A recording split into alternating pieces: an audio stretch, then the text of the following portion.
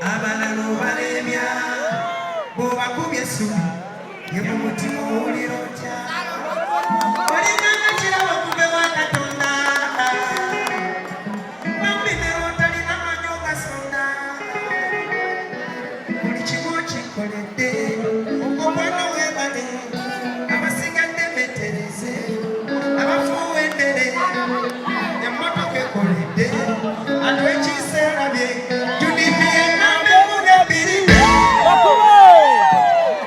Amanya Mary Nambwayo tulina omuyimbidde Lutalo ava ku stage w'omulabira kuli kayo taata. Uvudde mukwano ogamba otya mwana? Feeling ebadde etya ku Serena? Feeling nungi, feeling esoose. Tuli kati ng'ovudde ku kivvulu ky'osoose okola ekye-15 ne kibeera successful. Of course, buli muntu ky'aba ayagala so mpulira bulungi nnyo. Kale omukisa guno kwebaza abafaanizi bange bonna. Mwebale nnyo bannange. Sina ngeri y'enjawulo gye nnyinza kubeebazaamu kubanga nina kubeebaza. Naye nga nsiimye nnyo era nsiima nnyo.